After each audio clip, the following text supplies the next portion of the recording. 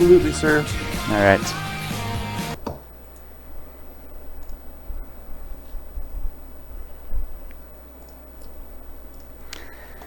Well, hello everyone. We'd like to welcome everybody to this week's Debuffed EQN news podcast. We have with us here Nautica and Liette. Liette, everyone's met before, our XO in our Grievance Guild for EverQuest Next. But we have a new person on our cast this evening, Nautica. Say hello. Hello, everyone. So Nautica, would you like to introduce yourself? Tell us about your EQN interest and who you are. I am Nautica, clan leader of Battlefield 4, and been a long-time gamer. Played EverQuest back in the old days. Played Ashwin's Call as well, and looking to playing a new fun MMO. And I think Sony's going to hit it out of the park with EverQuest Next. I like a lot of things that I'm seeing, and especially looking at some new things that came out today about Landmark.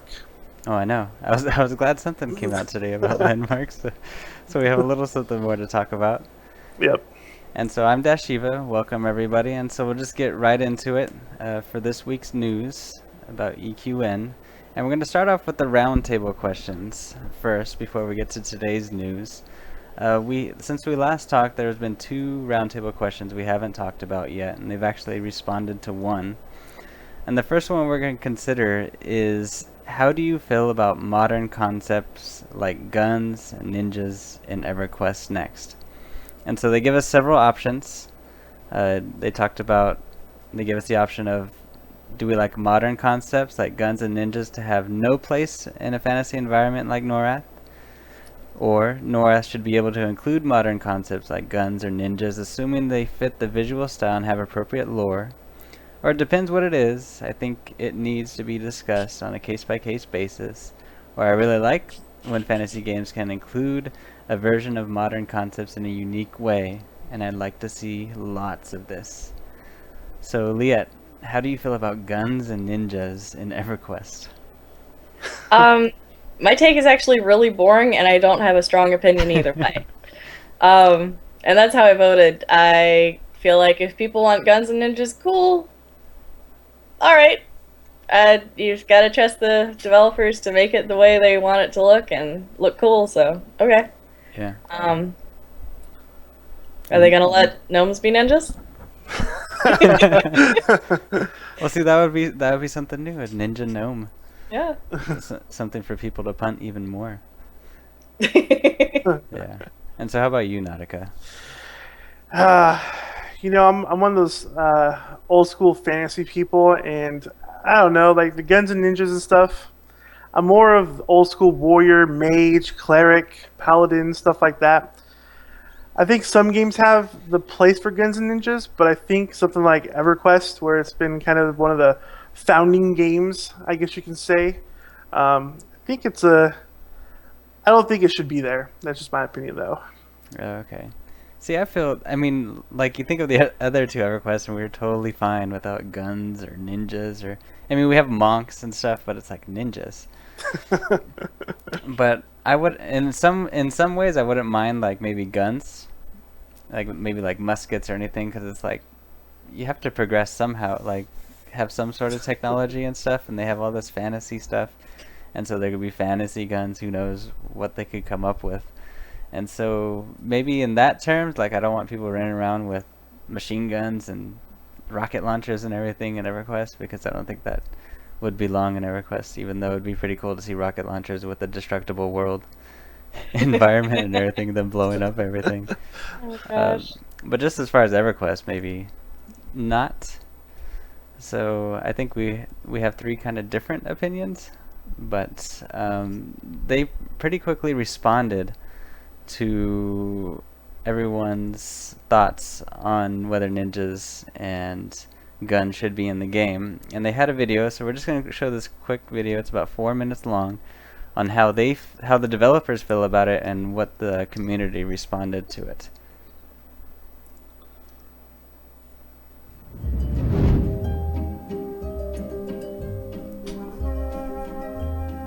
Hi, my name is Omid Dariani. I'm the Senior Brand Manager for the EverQuest franchise. Welcome to the Roundtable. I'm here today with Michael Mann. Michael, why don't you tell us who you are and what you do? Sure. I work on EverQuest Next as the lead combat designer. I also work on Landmark and do various systems there like crafting and harvesting. I get to do a lot of fun things like create classes, like I said, harvesting and all sorts of systems like that. So today we're talking about the question, should there be modern concepts like guns and ninjas in EverQuest Next? And we'll come back to the modern thing because I think that's kind of funny. But so what we saw here is that about 47% of people said no, absolutely not, hell no. But then over the other answers, there were about 53% of people that said some version of yes, as long as it's handled correctly, or let's look at a case by case. So can you talk a little bit about that? Sure, yeah. We actually were pretty divided on this internally as well. So this has been a great opportunity to find out what everybody thinks. And as we went through and I read all the sites and checked out the forums and your guys' responses, we noticed that people were quite concerned that we were going to just take ninjas and take guns and just drop them into the game, like we were just going to do it wholesale without checking to make sure. Like literally putting an M16 in a ninja's hand and go. Dual wielding AKs and jumping across the table or whatever, But that's not at all what we were looking at doing. And we were actually, I have a great quote here by somebody named Geisen, and he says, that he has no problem with these sorts of things in the game, but he says, he doesn't want them included unless lore supports their presence. That concern is true for all sorts of things. And we make sure that we take these concepts or we look at things and we run them through an EverQuest filter to make sure that they fit in our world. Yeah, and I mean, there is precedent for having guns and ninjas and things like that in fantasy before. And that, I think one of the reasons that modern is funny, and a whole bunch of us like Dave George and Terry Michaels, we all looked at this question. Nobody had any problem with modern in there, and then we saw the comments on the thread. We're like, God, why did we put that there? Because guns go all the way back to like arquebuses, which your dwarf can wield in D&D. And for the people, I don't know how old you guys are, there was even Oriental Adventures, which is so old that it's now politically incorrect. So guns and ninjas go into fantasy, and we also have to talk about, is it just strictly Western fantasy, or do we have a broader concept? But I think too that putting it through the filter is the important thing, making sure that things make sense. Right? I agree, yeah. And for instance, if we were to have guns, there's a precedent set in the other EverQuest games that there's clockwork technology and things like that. And so if we were to do guns, they would sort of be along the clockwork style, or like flintlock pistols and that sort of thing. Yeah, and so ninjas could be like shadow assassins, or something that would fit in and be thematic, but you would feel it either way. Exactly. We feel that it's important to not close ourselves off from all of these these sorts of things that we're able to produce, because we're making a really broad game, right? We want you to be able to multi-class and do a lot of these really cool things. And if we were to cut off options, we feel that we wouldn't have anywhere to grow, and we wouldn't be able to make all of the choices that people want. And so we kind of want to keep our options open, but at the same time make sure that these things fit in with EverQuest, that they feel like EverQuest. It is an EverQuest world after all. So. So is it fair to say that pretty much like the direction that we're looking at is that we're looking at these things case by case. We really want to make sure they fit. We have precedent for things fitting in the past, and we'll always make sure that things are EverQuesty, so you don't have double pirate ninjas like doing double jumps with two AK-47s, right? Yeah, definitely EverQuesty, I think is probably the filter we're using. So. Excellent. So, I mean, that's kind of where we're going with this one. And, as we've said with all of the questions, the roundtable is still open. Let us know what you think about that. We're still reading. We're still discussing it internally. So thank you guys again so much. We really appreciate it. Thank you.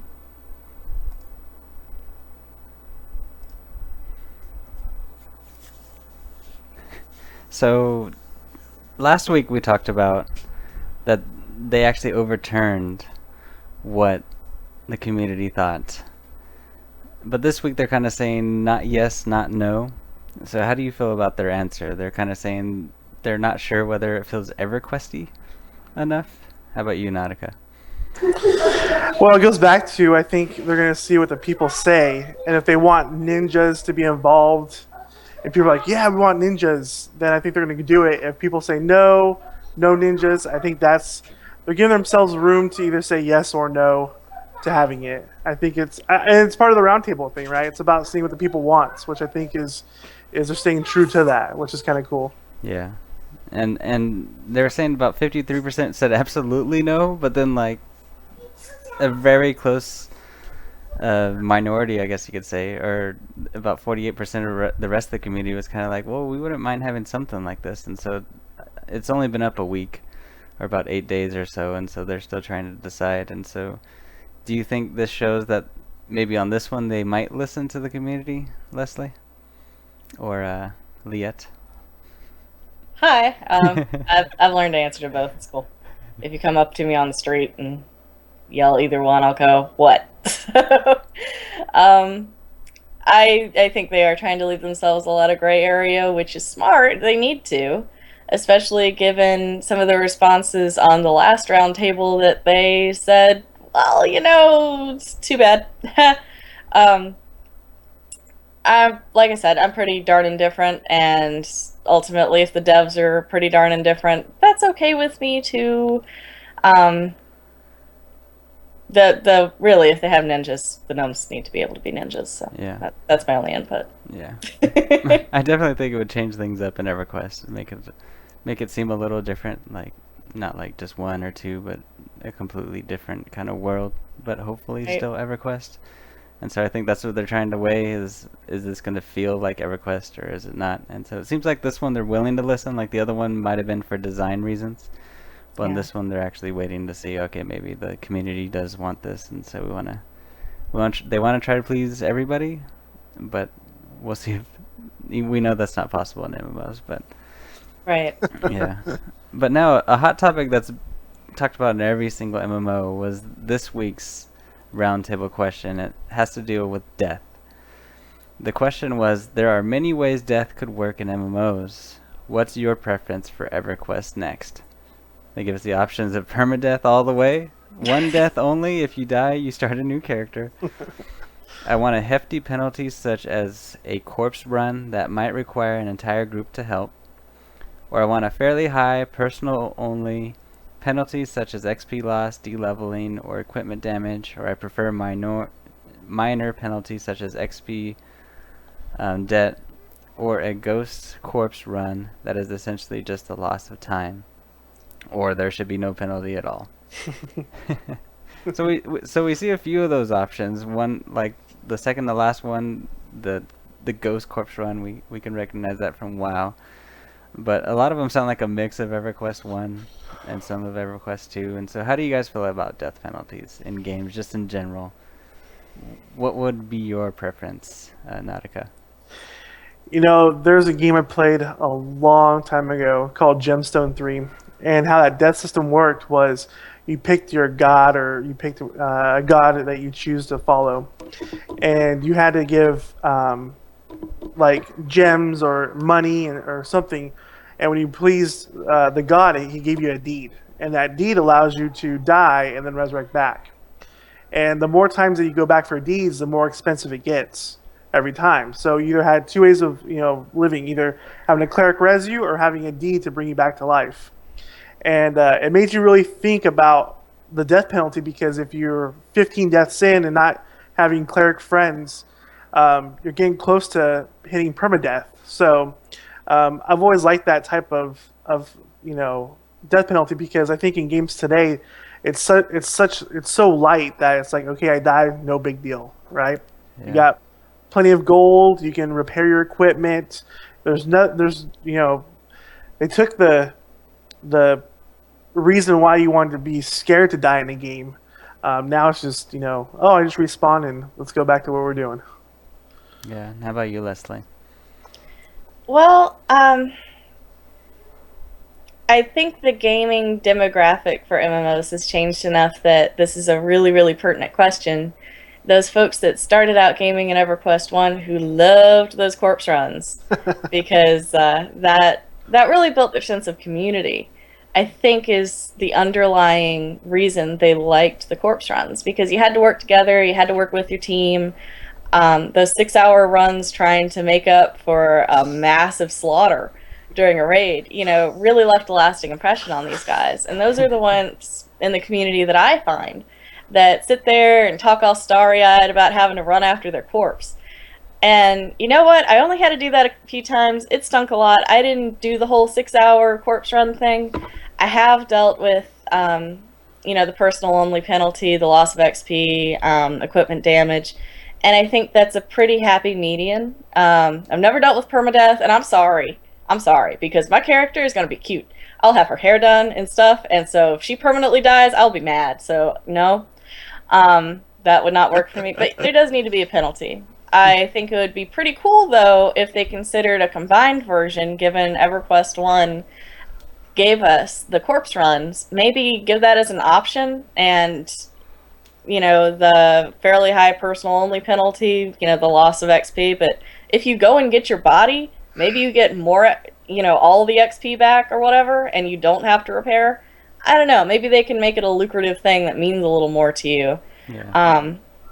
And maybe if you pay to have your body, redelivered or be rezzed or whatever, you don't get all your XP back and all. I don't know. Just What you're actually describing, I don't know if you ever played Vanguard. briefly. Very briefly. But what you were describing there at the end is pretty much the way Vanguard almost handled death. Was like you die, and so you can go get your corpse, and you can get most of your XP back and everything. But you also have the option of, like, when you died, you rezzed up at, like, a spirit healer or whatever, like in World of Warcraft. And so you can have the option to just get your corpse right there and then pick up all your stuff, but you lost your XP, you got damage on your gear and everything, and so you had that option. I like that. Yeah, and it was actually a good medium that I would prefer also. I mean, permadeath, it's like, okay, all that hundreds of hours of work, and then some guy just walks up and kills you, and then that's it. Your character's gone. I have. Yeah, really. Yeah, I couldn't even imagine doing that. That's why I don't play EVE Online. Well, I mean, we're talking about community building. If it was permadeath and some person trained me, and brought that giant down, stomping on my character's awesome hairdo and killed her, I would be mad. I would be seriously hot. That would not be good community building. That would be straight to PvP server because I'm going to kill them. Wait, imagine going into a raid and being like, well, we all died. We wiped. We got to level up again, guys. And we'll... Guess we got to start over, y'all. Yeah, it's like, okay. That's definitely not going to be an option, even if it was like the most voted on for some reason. It's how could they ever do permadeath in a game where they're trying to get millions of people to play? But like a good medium where there is penalty, because like you were saying, Nautica, I agree. It's having no penalty almost in some of the games now. It's kind of just like, oh, you died and you respawn like a couple feet away from your body, and you literally can just go right back into fighting. Like you don't even have to heal up and stuff in most games now. You kind of it's like a pause almost. Well, and one quick thing, sorry, but it's like okay. Final Fantasy: A Realm Reborn. People complained because of how much it costs to repair your gear, and because people complain so much because how much it costs to die and get your gear repaired and everything else, they shortened that, and now it's like, okay, now it only costs me like 5 gil to repair, because before it cost me 100. And it's like, I understand the concept of you have to go and, I guess, go to the extent of my customers want better service, and so let's please them. But at the same time, it's like you can only make a game so easy, to where people lose their interest. Yeah. And I guess it is hard for developers, because it's like the game Final Fantasy. Like, how many people have we met that only play Final Fantasy games? And so these people are talking about they're playing 7 and 8 and 9 and everything, and they're coming to this, and it's like, okay, we didn't have death penalty in Final Fantasy before. It's like, what is this? It's and so trying to cater to the casual people, or people who never played MMOs before and stuff, and us who have played MMOs before and know what death penalties are, know what corpse runs are. I guess that it's a delicate balance for developers to try to figure out what they should do. But hopefully they can find a nice medium where we'll be happy that, okay, there is risk to dying, because that's part of the adventure, right? Like, you don't want to die. Right. You don't want to feel like, oh, I can just run into these group of mobs. If I die, I'll just respawn and start killing them again 5 seconds later. Right. So yeah. So we'll see what they come up with. But the exciting news this week, or today, was there was an interview of Dave Georgeson on Forbes. And we mentioned he tweeted that there will be combat in Landmark. And so he kind of expanded on that now in a big way, kind of surprising way. I didn't think it would be to this extent. But he expanded on what combat would be like in Landmark. And so he mentioned there's going to be weapons, there's going to be an AI system, there's going to be monsters, there's the normal combat, and it's going to have the same emergent AI system as EverQuest Next. Now, any thoughts on how is there going to be like that emergent AI in a game where you're supposed to be building and stuff? Like, how does this fit together? I think they kind of need it, because if I build into the mountain and hack out the cave troll cave, and the troll is now homeless, and he's got to figure out where he wants to hang out instead of in the cave that I just, demolished, me and my voxel-hating ways, then I guess they really do need it, because is the cave troll going to hang out in what's now my living room? Yeah. I hope not. I didn't even think about that. A cave troll. That's a good example. So, you, Nautica? I kind of look at this as almost like a beta, I guess you want to say. Yeah. Are they going to be collecting data from us while they're doing this? Are we going to be logging into, and is it that, are they looking to bring in our worlds that we're creating into the game? Like, is there content that they're going to say, hey, look at, Liette built this great dungeon and we're going to add this into the game now. It was kind of interesting when they brought that together and I was reading through the article, because for one, I don't think no one expected it. I thought it was just going to be like a kind of a Minecraft and build, some cool sceneries and stuff like that. But bringing this all into place now, I'm kind of wondering, are we going to be creating the future of EverQuest Next and not even realizing it? Yeah, I think we're starting to realize it, because even last week, before they even mentioned that, me and Liette were talking, like, this is, to us, Landmark feels like it's beta for EverQuest Next. I'm cool with that, though. Yeah, I'm cool too. I'm like, okay, Yeah. I get to play my EverQuest this winter or whatever. It's like beta for Christmas. Yeah, exactly. It's gonna be nice. And so if they're gonna test combat in Landmark, then go right on ahead. Like, we'll be happy to be building and whatever. If this isn't our main character Next, like, whatever. I'm still in the world and I'm still getting to see EverQuest Next for what it is. And they even mentioned it's gonna have the same exact mechanics, the spells, the melee. And so they're still working on some details, whether or not we're going to be able to have monsters in our building plots. So if we have a plot of land, do we want monsters to come in? Should we have just open world to where all of a sudden you log in one day and that cave troll that you dug out his cave, he came and knocked out your whole house and everything that you built? It's like, You better watch it. yeah. And so hopefully they'll have options. I don't know. We'll see. What would you guys prefer? Would you prefer like an open world where everything kind of affects everybody, or would you like to have your own little separate space that no monsters can wander through and mess with you? I would say open world. Yeah. I want to have the full experience of everything. I don't, in the game, I don't think we're going to have our own little carved out area, so I think having an open world would be kind of fun to play with in the beginning. Yeah. I think so too. I mean, if I tick off the cave troll by mining up in his cave just to get to some metal deposit, and then I go use that metal to make nails or whatever for my house, and the cave troll's like, I'm gonna follow you home, and comes and knocks down my house.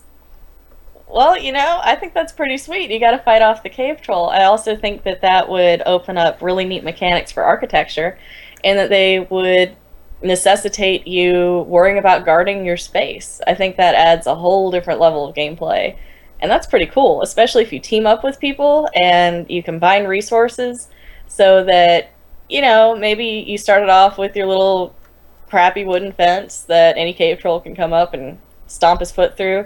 But when you get together with a group, you can make a big old 8-foot stone fence, and maybe he can't take that out. I think that's really cool. Yeah. Or, if you have a displaced goblin horde and they run through your neighborhood and, happen to set your house on fire, I think that's pretty cool. I mean, my house wouldn't like it, but... Yeah, your house wouldn't like it. Your house has feelings. So you need Yes. to, yeah, okay. Yes. But see, I would like that too, because it's like, okay, we all want this immersive, like open world kind of thing where things affect each other. But then also at the same time, like with Landmark, if you're trying to build something you want to sell to people, like, do you want to be working hours and hours on end on your castle or whatever, and then come back and someone trained a train or a troll through your castle, and you Build don't a have better fence, man. you build a better. Obviously, the castle wasn't good Priorities. enough to be used, and so. But they did. He did mention that they're not sure how it's going to work yet. They're not sure if you're going to have separate continents where one is open world, one is EQ next continent that has to pertain to those rules, and then one could be just closed off, like no combat in your building area. It's like so they can have different, I guess you could say, rule sets on different continents, and so whatever experience you want, you can have, which sounds pretty cool because. There are often times that we can't find the server that we want because it's PvP, but we don't want open world PvP, and so we'll see what they give us. But they mentioned that EverQuest Next. So now EverQuest Next and Landmark are kind of starting to seem very similar. They have the same AI, same combat, same everything. But they said Next will be focused more on story and narrative, where Landmark is more exploration and creativity. So basically they're the same game, but if you want that story and that emergent kind of story that you live in almost, you're going to want to play Next. But if you just want to be creative and you want to explore, then you're going to play Landmark. And so how do you think this works out for SOE in this regard? Having two separate games for two separate kind of people, I guess. It's catering, I think, to your Minecraft innovators and that type of people with Landmark, and then you're going to have your lore people who are going to want to play EverQuest Next. It's going to be. I'm actually kind of interested in seeing how the people are going to react to playing Landmark and then jumping into Next. I think it's going to be interesting to see people who, when Leah built her nice little house in the mountain and the troll's out, she might build more lore in the game with her troll than Next can give her. So I mean, it's going to be interesting. I think there's going to be a lot of lore in Landmark actually, and that's going to be created by the players itself. So I think it's kind of a cool idea. Yeah. How about you, Leah? That's an awesome point. And building on that, I think people love the lore behind EverQuest and the story there. But you can also look at other games like The Sims where you build your own. And so I think they're hitting jackpot here by hitting both markets and catering to both. I also think as long as they have elements in common, they can really cater to their players in an amazing way that hasn't been done before, because you have, again, those folks creating their own story versus the story they've laid out, which, from all accounts, we know is going to be awesome. It's coming from EverQuest. And, if you can incorporate some building into EverQuest Next itself and incorporate some fighting into Landfall, I think you're really giving everybody the best of both worlds. So yeah. I'm excited to see what'll happen. I know our folks are going to have a really good time in Grievance. Yeah, I know. It's almost like, okay, people like, I guess, games like WoW, the theme park MMO, and people have been crying for, they want the sand park, or they want the sandbox MMO. And it seems like they have all of it, almost, with these two games. It's like, okay, you want the sandbox, play in Landmark. If you want the theme park or maybe sand park kind of MMO, you're going to want to play EverQuest Next, because it's going to have a little of that in it too, if you want that more guided experience. And it just seems like, okay, no one expected them to come up with two MMOs. They're going to have pretty much the same mechanics and everything, but just two different approaches. And it almost seems like I don't want to say brilliant, but you're like totally unexpected from what I was totally thinking EverQuest Next was going to be before they announced it. And now I'm more excited, but also it seems still mysterious because none of us have seen anything in these games. It's just kind of it's still a mystery. Yeah. Yeah. I think it's also a good thing that they're doing it this way because we all know about the whole Holy Trinity, concept, and people are, like it and don't like it. I think Landmark will help them, see if they should go to the Trinity side for EverQuest Next for story, or maybe people just love Landmark and they love how there's no Trinity and it works great. And obviously, since they're going to be doing spells and all that stuff and all the combat, they can see if they can really make it more immersive in Next by doing possibly the Trinity or not. I mean, they're giving a lot of options after that. Yeah. So, another interesting thing he said, though, is he said this is just the beginning. Imagine what will happen when we add PvP. Thoughts? PvP in Landmark.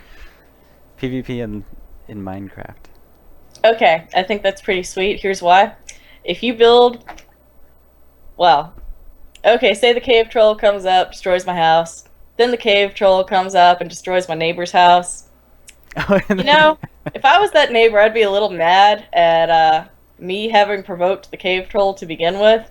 They might want to just come up and start a bar fight with me or something, just... What is up with you and messing with the cave troll and my shack over there? Dude. So, I think that's cool. I think it should be voluntary, but I have fun with PvP every so often, stressful day, go knock some heads together, it's great.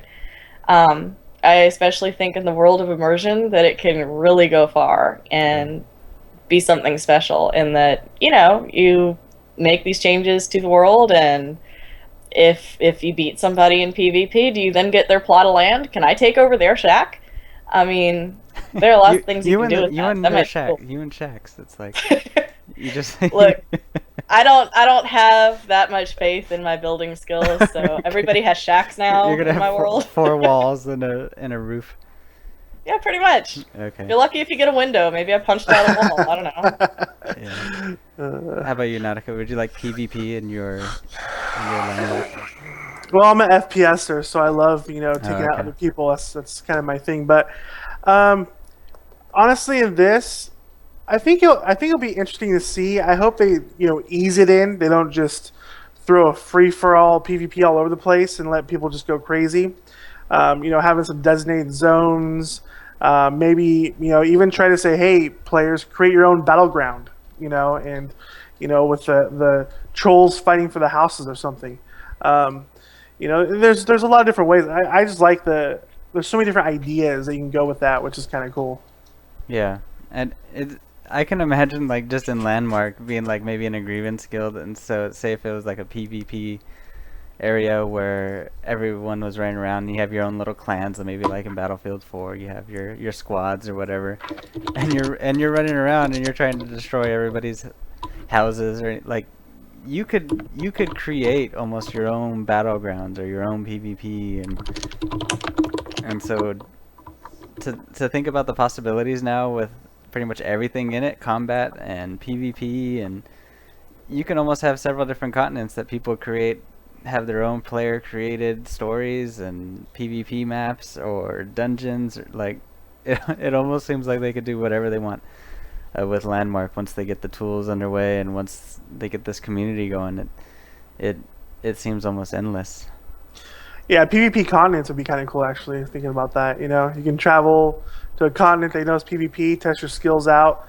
People build their own little, PvP dungeons or whatsoever. There's a lot of different ways you can do it, which is kind of cool. Yeah, you could have your own Hunger Games continent, and you just